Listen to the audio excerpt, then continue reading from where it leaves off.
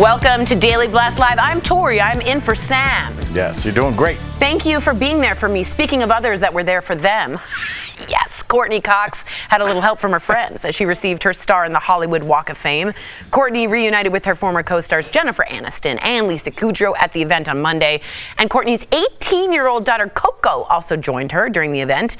Jennifer said Courteney made sure the Friends cast always felt loved and supported. Take a look. Thank you for enriching our lives with your work. We are so proud of you. We love you. Your sister's from another mister, and we love you for 30 years. 30 years. It's a good thing. Speaking of Courteney, she's responding to a claim made by Prince Harry in his book Spare. So Harry wrote he found a box of chocolate mushrooms in his fridge when he was staying there. He says he and his mate washed them down with tequila and then hallucinated and thought her toilet was talking to him.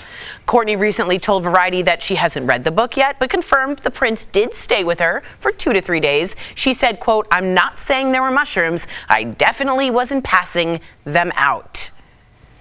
Yeah, I have issues with this. You brought this up, let's be transparent in the meeting, and I thought this was an interesting take, actually. And I'm going to take it one step further. I was talking with our associate producer, Chris, and that's an inside joke. If you're a fan of the show, you'll know that joke. Executive producer. Yes, our executive producer, Chris.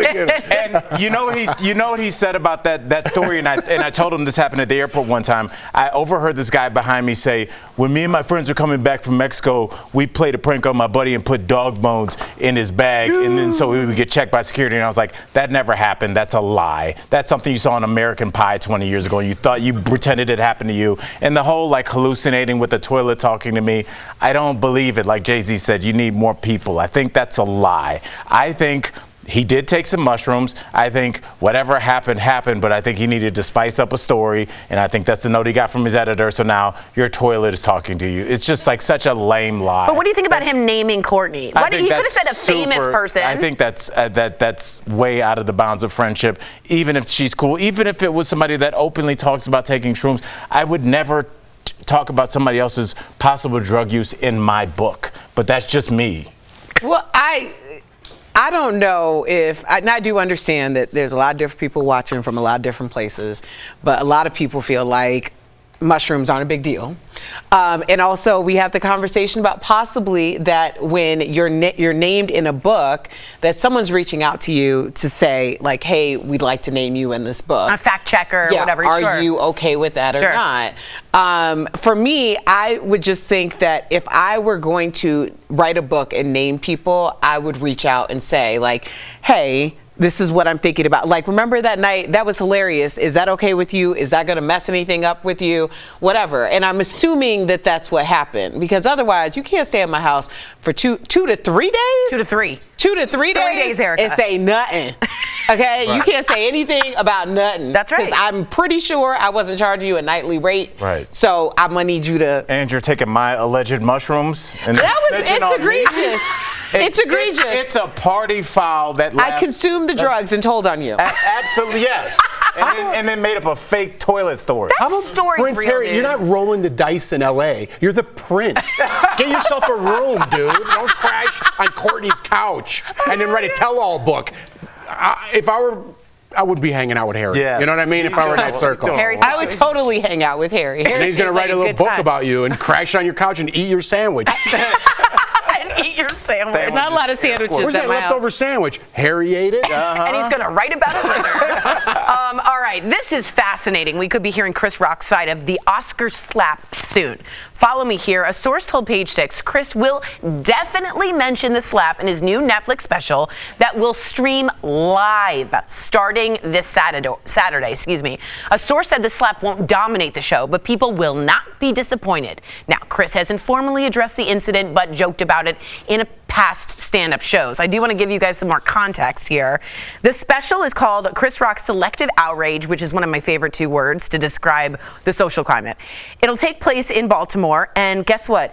Jerry Seinfeld pre-show will be there, Amy Schumer, David Spade, Dana Carvey. I assume Dana Carvey says Dana Carey, but I'm sure it's Dana Carvey, unless Or I Drew Carey. Okay, yeah. But all of those people have taken a side in this and have clearly said we're on Chris's side. Al, as a comedian, you've spoken out about this. What do you think? Yeah, and I'm on Chris's side as well. There's no place on the planet that you feel more vulnerable than on the stand-up stage. Even if you're a singer, you got backup dancers, you got security guys around you, laser light show, something going on the Jumbotron. When you're a comic, it's just you and a light, and you feel very vulnerable. You're talking about very personal things. You're trying to entertain people, especially that Oscars crowd, which is the rich people are the worst audience of all time. For sure. I mean, they have no sense of humor about themselves. That's the worst. That's the worst gig in the country that he's doing right there. And the fact that he was assaulted and humiliated on the world stage, and the way that he just paraded back to his chair, and he sat next to his wife who had a smirk on him like it was King Joffrey's parents. Like, honestly, I looked at that and I was like, I cannot wait, because we have the one job where he's going to get a microphone and get a chance to explain himself. So he can do something that Will Smith can't do. So Will Smith, get your popcorn ready, because now you're about to get smacked around for about 10 minutes verbally because of what you did. And I like the title Selective Outrage, because the idea of a black man being assaulted on stage would have spun a lot of outrage from a lot of people. We didn't hear that because people were deciding whose team that they were on. So since you were selectively outraged about that, we'll see how you feel after Saturday. It's about to go down. I was about to go into Jay-Z's I was just going to let what you said sit there, but it was followed by that, and now I'm definitely not talking. She got me out with the Jay-Z. I'm on Jeff's team with that one. Yeah. But it is. I'm so excited. But yeah, you're right on the money. This is a must-see event. I'm sure we're all going to watch it over the weekend, and we'll be talking about it on Monday. Well, it's a historical event as well, Yeah. because this is going to be the first time that there's going to be a live stream on Netflix, which means the entire world, it's global. So the entire world will have an opportunity to watch this at the same time. I think Twitter might explode. I mean, break the internet. Talk about breaking the internet. There's going to be so much discourse happening in all different directions. Yeah. So Saturday is going to be it's basically the Super Bowl. That's a great point, It Cobb. is a Super Bowl. It is a meritocracy for once, because his humiliation happened internationally, and his potential redemption or what he has to say will be international as well. So You're right. The Oscars is super global. I do have to ask you guys really quick around the horn. If you're Will Smith, do you watch it? Yes. I wouldn't. I wouldn't. If I were him, If I were Will Smith, I'm not watching. Yeah. All you're going to be doing is just looking at your phone. No, I'm vibrating. going to a vacation. I'm going somewhere far, like Papua New Guinea. Would you watch it with Jada? Because there might be some combo jokes in there. Oh, You're right. yeah. And they're not G.I. Jane jokes either. He's coming for her. Yeah. Interesting. I don't know that. I thought that was funny and no one laughed. Move over, Cocaine Bear. There's a new drugged up predator in town. What a weird transition. The movie Cocaine Bear is based on a true story, and it's about, a bear who did cocaine and then goes on a killing spree. Last weekend, the movie brought in more than $23 million at the box office. Now, the creators of the Sharknado franchise announced their new movie, Attack of the Meth Gator, that will be hitting screens this summer. The Sharknado franchise has 6 movies, all released on the Sci-Fi Channel. Now, I do want to give some context to Meth Gator. It is loosely based on a story from Tennessee in which in 2019 police asked people to not flush their meth down the toilet because it would go into the waters, the irrigation, the gators might take in some meth. That's how you know the cops have given up. Please don't do like trying to police meth. They're just like, at this point, just don't flush it down the toilet, y'all. Just put it in a bag or something. Yeah, it's such a... Take it to the dump. But I mean, if the cops are like, we can't stop people from buying it. Flushing meth? Because if you think the cops are coming, what do? Flush it. But how many times has that happened that gators are getting cracked out and it's a problem? It happened enough where there's a movie. They're getting methed out. Yeah, Isn't it the same? Yeah. I don't know anything about They're that. high gators. Jeff, and then Harry's going to spend the night on the gator's couch over there. Jeff, are you watching? Eric, are you watching? Tori, are you watching? Yeah, because I think this campy stuff is made for our age group. The nostalgia, the Ian Zierings of the nostalgia of Meth Gators? No, because it's kind of campy. It's a little like Airplane. They use old my stars. high school years. They use stars that aren't like making it anymore. But there are kind of stars like Ian Ziering. So I'd be watching it. Would you be in it? Yeah. Would you be the gator? I'd be whatever they wanted me to be. I'd be in there. And I would wear it with a badge of honor. Yeah. I'd promote it. It would be a fun movie. Erica? The only way I would watch something like this is if Jeff was in it. Okay, well That's then, the only way. Let's manifest, We're Cop. manifesting. Let's manifest. it. Shark or Meth Gator. Crack Gator 3. Meth Gator with starring Jeff Schroeder. Bravo. That's it. Or a cameo. I'll take either or. Anything. All right, let's get to this. Patricia Arquette revealed the time she lost out on a big role at the SAG Awards. She told Variety she lost out to Renee Zellweger for the role of Dorothy Boyd in Jerry Maguire because she's a, quote, notoriously bad auditioner. She was told she was a shoo-in for the role, but then just bombed the audition with Tom Cruise. Have any of you bombed an audition?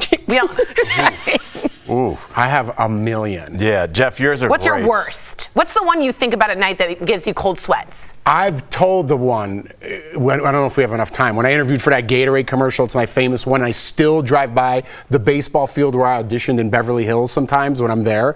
And I'm like, oh man. It hurt. I was like a little out of shape, real quickly. A little out of shape. I went there with like a hoodie on, and everyone there was on the cover of like Men's Health at one point. And was like just jacked, ripped, right? And they're like, so I'm like, what do I do? To like hurry up and just run around, build up a sweat, get your abs all sweaty. I'm like, my abs? I'm like, okay, I was out the night before. I have no abs. I just started running. I grabbed my bag. I'm like, just around? They're like, yeah, just around. I was like, okay. And I just ran right through the bushes and I ran home. It's so intimidating. Yours is like funny. Mine is super sad. You remember that show, Guy Code, that was on MTV? Of course, I auditioned for Girl Code. Yeah, I auditioned for Guy Code, and I had done a show called MTV Made a couple years before. So the woman that brought me for that show, she was like, I'm leaving the network, come have lunch with me. So we had a salad because I was getting ready for this audition. I think I told Erica. And so I had nothing in my stomach. And before I was about to leave, she brought over like a couple rounds of martinis because we had worked together. Rounds. And so I had 2 martinis, but like didn't realize that was just a glass of vodka. And I went to my audition. I have no memory. When I walked out of the Viacom offices, my phone rang and it was my agent. He just goes, "What happened?" I don't know what I said in that audition. Oh my God. I have no memory. Like I completely, because I was like, oh, this is how people in New York City have lunch, a martini and a salad. And then you were wasted. And I knew it was bad because when I went to leave the restaurant, I reached for the handle and I missed. You know when you do that. Oh no. Real quick, I had a Keds audition and there was cake and you said buying these Keds is easier than a piece of cake, and then you ate the cake. And you know me, I was like, this cake is really good. So I kept eating the cake. And they're like, okay. And I'm like, can I take a roadie, like one to go? And I look down and there's a bucket and every other actress had spit out the cake because it was LA. And then it's unheard of. I've done that on Burger King commercials and I'm like, I'm keeping this. And I've left, yeah. It was a terrific cake. I didn't get the audition.